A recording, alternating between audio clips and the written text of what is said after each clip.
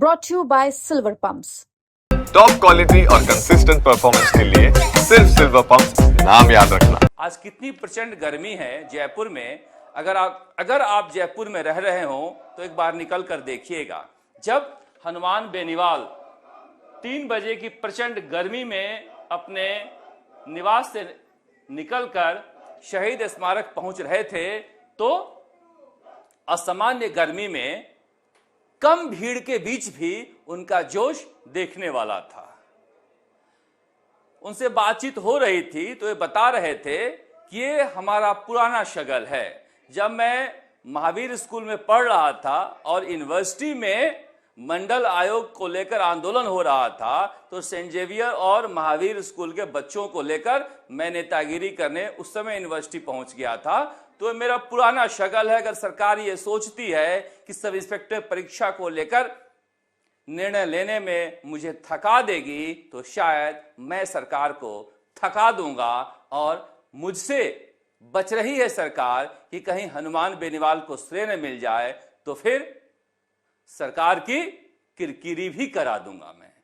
हनुमान बेनीवाल को लेकर बहुत सारे लोग कह रहे हैं भीड़ नहीं आ रही है या फिर कब तक बैठेंगे, मगर उनसे बातचीत करने के दौरान आपको अनुभव होगा कि उनके जोश में जरा से भी कमी नहीं है। अभी भी जवानी वाला जोश, बच्चों वाला जोश उनका बरकरार है, ये जानते हुए कि पता नहीं कब फैसला होगा, क्योंकि कोर्ट ने एक बार फिर से तारीख दे दी है।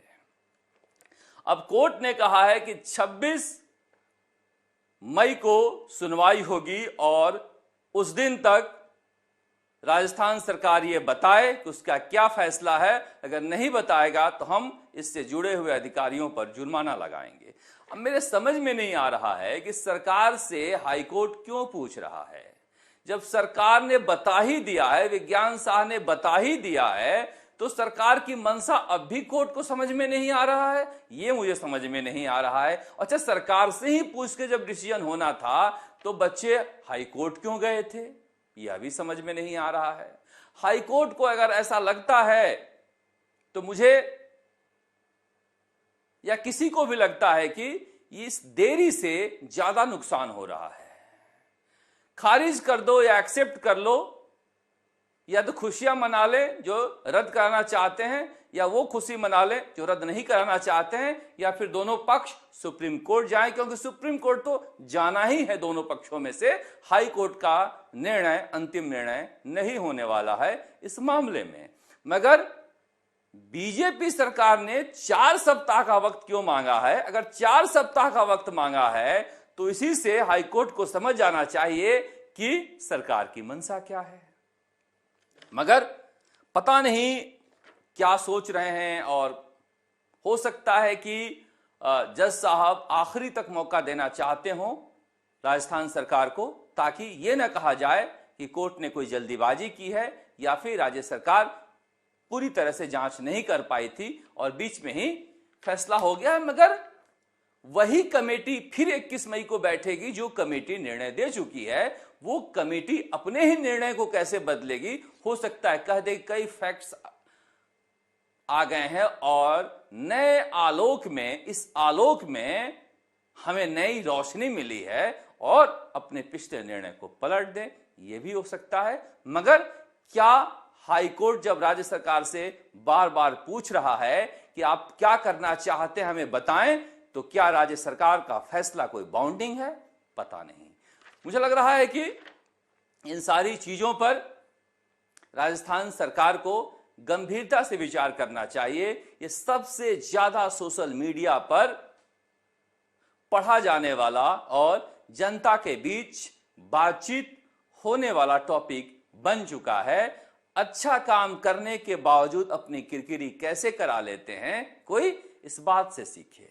जिस बात को हम कह रहे थे कि यह मसला ऐसा नहीं है कि हनुमान बेनीवाल इसलिए बैठे हैं। बहुत सारे लोगों ने कहा, मैंने कहा ना शुरू में, कि चाहे विजय शाह का मामला हो या फिर राहुल गांधी का मामला हो, ये जाति और धर्म या सोफिया कुरैशी का मामला हो, जाति और धर्म लोग अपनी सहूलियत के साथ चुन लेते हैं। कुछ लोगों ने फोन करके कहा कि ज्यादा राजपूत जाति के थानेदार बन गए हैं, इसलिए हनुमान बेनीवाल बैठे हैं। कुछ दिन पहले हमने देखा कि बिश्नोई समाज के युवकों को भड़का दिया गया था कि हनुमान बेनीवाल तुम्हारे समाज के खिलाफ हैं। ये जाति और धर्म के नाम पर मुझे लग रहा है कि इस तरह से इस आंदोलन को खांचों में नहीं बांटना चाहिए, पर यह एक हकीकत है।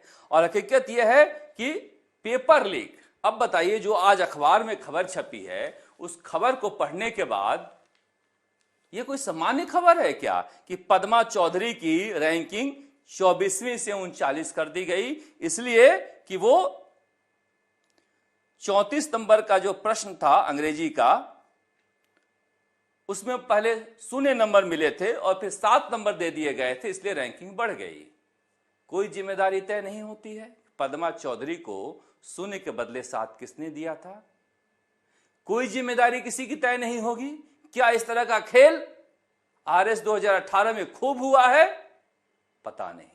यह सबसे बड़ा मसला है सीबीआई जांच के देने के लिए कि 2018 के आरएस की रैंकिंग बदल रही है, क्योंकि अगर अखबार की माने तो 34 नंबर प्रश्न के आगे 0 से 7 किया गया था। यह और लोगों के साथ भी हुआ है क्या? क्योंकि जो छात्र उस समय आंदोलन कर रहे थे या बहुत सारे अधिकारी जिनके मातहत आरएस 2018 में आरपीएस 2018 वाले लगे हुए हैं, वो कह रहे हैं कि इसकी अगर सही जांच हो जाए तो पता नहीं ये मामला कहां से कहां चला जाए।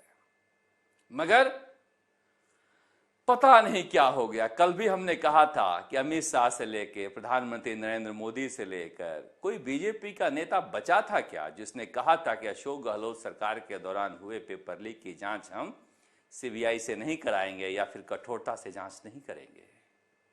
सब के सब गजनी बन गए, कुछ याद ही नहीं है। सत्ता का संस्कार एक जैसा होता है, मैं बार बार कहता हूं आपसे, मगर करें क्या? कैसे पूरा का परिवार कैसे? देखिए, आज सरकार ने एक लिस्ट सौंपी है कि हमने कितने एसआई ट्रेनी को बर्खास्त किए, उनका रैंक देखिएगा। बर्खास्त हुए ट्रेनी का, एसआई का, सब इंस्पेक्टर का 1, 3, 5, 6, 10, यानी 10 में हो गए 1, 2, 3, 4, 5। 10 में से 5 तो फर्जी थे। फिर आइए 11, 13, 18, 20, 22, यानी कि अगले 10 में 4 फर्जी हो गए। फिर आइए 24, 28, 34, 40, 52, 69, 72, 79, 86, 88, 55, 87, 92, 99, तो 100, 1 से लेके 100 नंबर 1 भी है और 100 नंबर भी है। अब इतने सारे जो 100 के अंदर की रैंक बता रहा हूं आपको, 100 के अंदर अगर इतने सारे फर्जी हैं तो फिर इस परीक्षा की पवित्रता संदिग्ध हुई या नहीं हुई? इस परीक्षा की पवित्रता भंग हुई या नहीं हुई? ये सामान्य सा सवाल अगर कोई सरकार से पूछ रहा है तो किसी को समझ में नहीं आ रहा है ये कैसे हो सकता है। पर आखिरी फैसला तो सरकार को लेना है। सरकार तो सरकार होती है और कोर्ट के फैसले का इंतजार रहेगा। अब इतने दिन इंतजार कर लिए तो 10 दिन और सही।